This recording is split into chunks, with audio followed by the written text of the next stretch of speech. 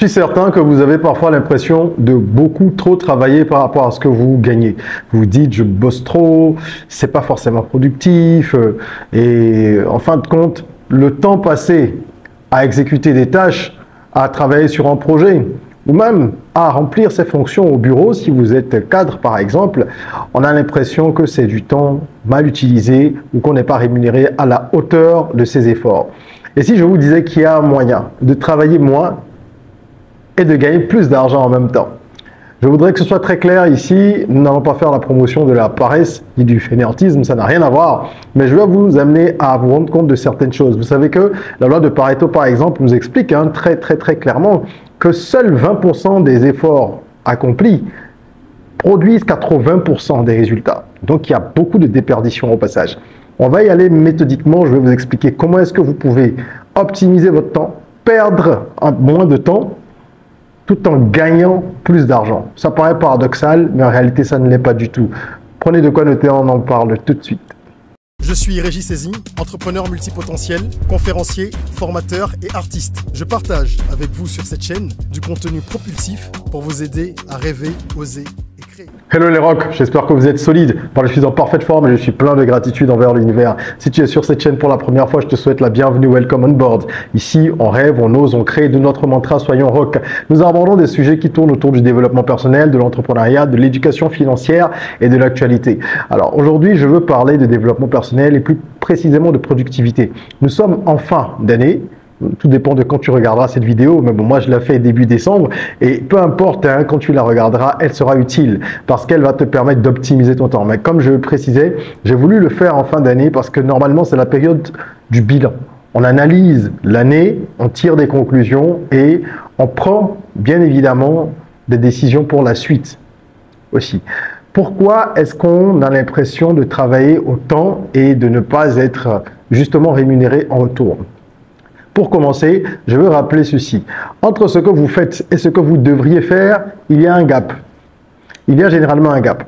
Donc, il faut se poser les bonnes questions pour commencer. Si vous prenez une balle et que vous la lancez contre le mur, qu'elle rebondit tout le temps, vous continuerez à la lancer en espérant qu'elle passe au-dessus du mur. C'est pas très intelligent. Einstein le disait, je paraphrase un peu, je ne sais plus exactement comment c'est formulé, mais globalement, il disait qu'on ne peut pas lancer une balle contre le mur et espérer avoir un résultat différent. Si vous voulez avoir un résultat différent, il faut faire des choses différemment. Si vous continuez à faire de la même manière, vous allez végéter dans la même situation. Alors, la première étape, parce qu'il y a plusieurs étapes dans le processus. C'est une méthode constituée de plusieurs étapes. La première consiste à lister l'ensemble de vos tâches.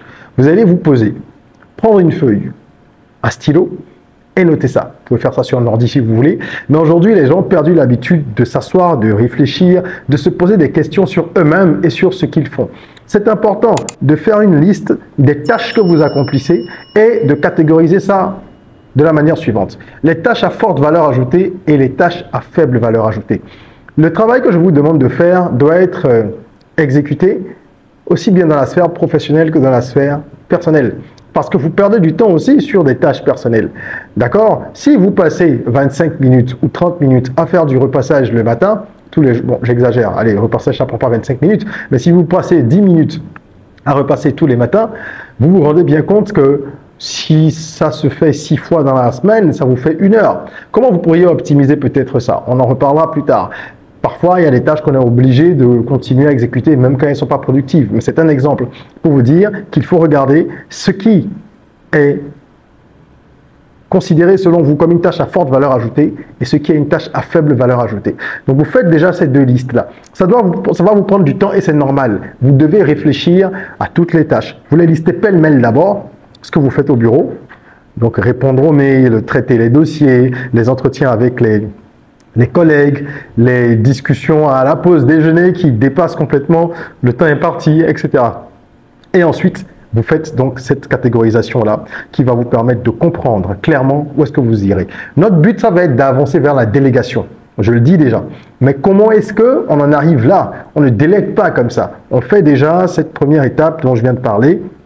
Et ensuite, on avise. Les entrepreneurs ou les cadres même, par exemple, passent beaucoup de temps sur les tâches administratives qui ne sont pas forcément productives. Donc, il y a des choses que vous pourriez déléguer si vous arrivez à bien comprendre ce dont nous sommes en train de parler. D'accord? Identifiez surtout les 20% qui produisent les 80%.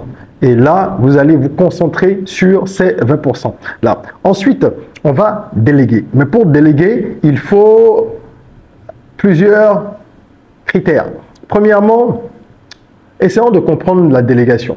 Tout ce que je vous explique est présenté de façon plus détaillée encore dans une masterclass que vous pouvez retrouver sur notre plateforme d'e-learning academyrock.com. D'accord? Mais là, je vous donne des outils qui peuvent vous permettre d'avancer. Cette masterclass-là, elle contient 18 leçons. Et vous pouvez, une fois que vous avez accès à la formation, la suivre à votre rythme, sans limite de temps. Vous pourrez la suivre, entre guillemets, indéfiniment. OK? Bon, donc là, je parle de la délégation et la délégation a plusieurs avantages. Ça vous permet de gagner du temps. C'est ça, le cœur de la méthode, même si ce n'est pas fini. Il faut bien suivre jusqu'à la fin. Ça va vous permettre de gagner du temps puisque vous allez pouvoir vous concentrer sur des tâches stratégiques en éliminant certaines tâches qui ne sont pas prioritaires, qui ne sont pas stratégiques. Quand vous déléguez, vous réduisez également votre stress.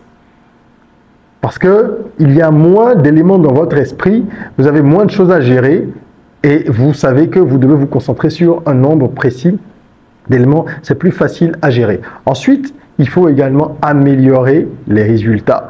Et c'est quelque chose qu'on recherche tous. Et la délégation permet justement d'en arriver là. Le but, c'est pas de déléguer pour se tourner les pouces et ne rien faire. Non. Vous allez avoir beaucoup plus de temps. Et vous allez être plus confiant face à certaines tâches parce que vous saurez que le champ est plus libre pour pouvoir les attaquer de front et les mener de front surtout et les développer convenablement. D'accord? Alors, pour déléguer, il faut identifier les tâches à déléguer. Il y a ce qu'on peut déléguer, il y a ce qu'on ne peut pas déléguer. Okay? La méthode Eisenhower, qui est bien expliquée dans la formation dont je parlais, par exemple, et que vous pouvez également consulter sur Internet, vous permet de hiérarchiser les tâches. Donc, vous combinez ça avec tout ce qu'on est en train de dire et vous allez identifier ce qui peut être délégué. Tout ce qui est tâches répétitives, techniques, par exemple, ou hors de votre expertise, déléguez-le. Ne cherchez pas à tout faire et à chaque fois vouloir apprendre quelque chose de nouveau parce qu'il faut bien sûr continuer à se former, mais il faut le faire intelligemment.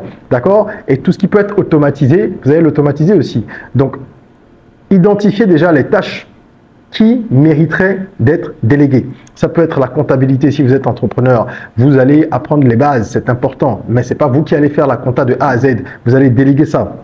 Par exemple, la création de contenu, vous déléguez également. D'accord? Vous pouvez superviser, mais vous déléguez. Tout ce qui est service client. Là, je parle dans vraiment le cadre d'une entreprise, hein, mais c'est pareil pour un cadre, je vous dis. Vous pouvez déléguer beaucoup de choses. Il y a des courriers que vous n'avez pas à lire tout le temps. Vous devez trouver le moyen de confier ça à quelqu'un qui va vous faire des synthèses, des comptes rendus pour avancer rapidement. Mais ensuite, il faut avoir les bonnes personnes et ou les bons outils.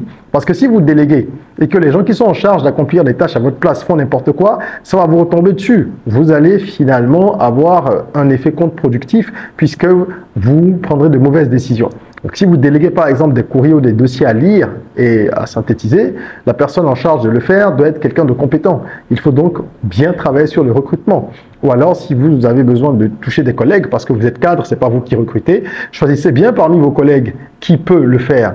Parmi vos subalternes, qui est la personne la plus apte? Il faut connaître ses collaborateurs au-delà de leur diplôme, de leur poste officiel. Il faut connaître les compétences de chacun pour savoir comment utiliser les ressources disponibles et maximiser le temps. D'accord? Donc, il faut vraiment bien choisir et utiliser aussi les freelances, par exemple. Il y a beaucoup de freelance sur des plateformes où il y a des commentaires, des évaluations. Donc, vous pouvez, avant de choisir un freelance, évaluer déjà quelle est sa performance, son niveau d'expertise et vous payez le prix pour, dans ce cas-là. Des outils d'intelligence artificielle sont aujourd'hui là également pour vous aider à automatiser un certain nombre de tâches. D'accord? Et j'entends souvent les gens dire, quand on parle de délégation, « Ah, mais moi, j'ai pas l'argent, j'ai pas le temps. » Vous n'avez pas l'argent, c'est faux. Déléguer, c'est un investissement qui va vous faire gagner du temps et de l'argent. Je vais vous expliquer comment tout à l'heure.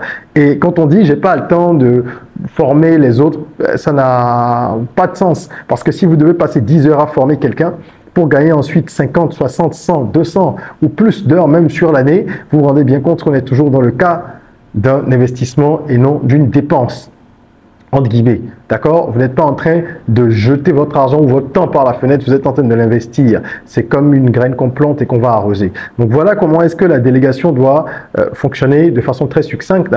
Vous identifiez les tâches, vous choisissez les personnes et ou les outils qui vont permettre justement que ces tâches-là soient effectuées sans que vous ne soyez impliqué dans le processus, sauf si c'est au niveau de la validation ou de la supervision. Ok? Donc, je veux, sur l'automatisation, vous donner quelques exemples parce qu'il y a beaucoup de gens qui sont en train de se laisser dépasser par la révolution de l'intelligence artificielle. Il y avait déjà des outils d'automatisation avant.